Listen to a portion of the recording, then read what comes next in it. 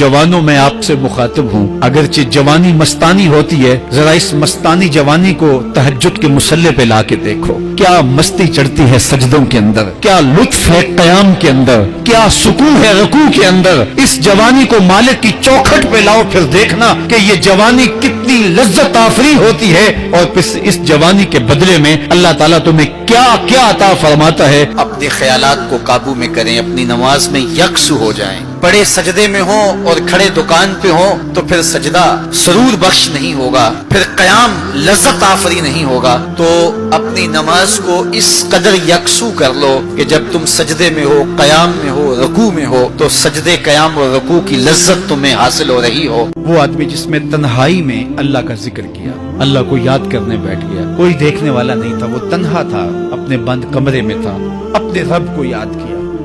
अल्लाह की याद करते करते उसकी आंखों से आंसू टपकने लगे, उसकी आंखें आंसुओं का खिराज देने लगी। तो मेरे और आपके आका और मौला ने फरमाया कि ये आंसू इतने कीमती हैं, इन आंसुओं के बदले में कयामत के दिन उसे अर्श इलाही का साया नसीब होगा। अर्श इलाही का साया उसे नसीब होगा इन आंसुओं के बदले में।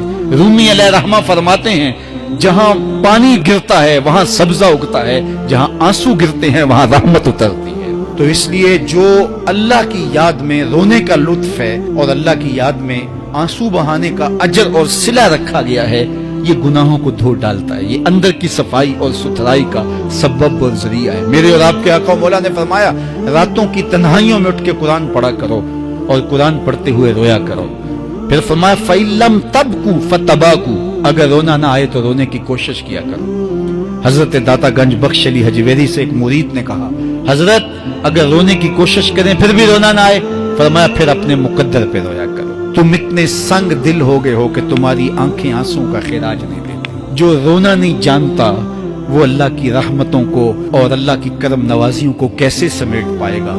बच्चा रोता है तो मां दूध देती है, जब बंदा अल्लाह की हुजूर इल्हाओ जारी करता है, इज्ज करता है, इनकिसारी करता है, तो अल्लाह की रहमतों को जोश आता है और अल्लाह ताला की रहमतें उस पर बरसती हैं और उसके न सिर्फ गुनाह माफ होते हैं बल्कि अल्लाह ताला उसके गुनाहों को बदल के नेकियों में तब्दील कर देता है। वरजुलुन क़ल्बुहु मुअल्लकुन बिल मसाजिद, वो आदमी जिसका दिल मस्जिद के साथ वाबस्ता होता है। अल्लाह के घर की तामीर, अल्लाह के घर की सफाई सुथराई, अल्लाह के घर की आबादकारी, अल्लाह के घर की हाजिरी, ये उसकी जिंदगी का मशगला है। मस्जिद के साथ वाबस्ता है, उसको जुनून है अल्लाह का घर खूबसूरत हो, अल्लाह के घर में रौनक हो, उसको जुनून है कि अल्लाह के घर में सफाई सुथराई हो, पाकीज़गी हो, लोगों का आना हो। मस्जिद के काम वो गुलामों की तरह करता है। सुनो सुनो, मेरे हुजूर ने फरमाया, कयामत के दिन अल्लाह उसे अपने अर्श का ठंडा साया अता फरमाएगा। फरमाया कुछ लोग मस्जिदों की मेखें होती है, जिस तरह लकड़ी में कील ठुक जाता है, वो भी मस्जिद में यूं ठुक जाते हैं, जब भी तलाश करो मस्जिद में मिलेंगे। फरमाया जब वो बीमार पड़ जाते हैं, अल्लाह के फरिश्ते उनके घर में हाल पूछने जाते हैं। यारो, जवानी के अय्याम में मस्जिदों के साथ अपने आप को वाबस्ता करो, मस्जिदों की सफाई भी अपने मामूलात में शामिल करो। महीने बाद, 8 दिन बाद, या जब आपको फुर्सत हो, मस्जिद की सफाई का अपने ऊपर जुम्मा लो। किसी भी मस्जिद में चले जाओ, उसको साफ करो। जब तुम अल्लाह के घर को धोगे, अल्लाह तुम्हारे दिल को धो देगा, तुम्हारे दिल को अल्लाह पाक कर देगा। तो ये मस्जिदें काबतुल्लाह की बेटियां हैं। अल्लाह ताला ने मस्जिदों के जरिए जीनत दी है जमीन को, जिस तरह आसमान सितारों से सजा हुआ है, जमीनें मस्जिदों से सजी हुई।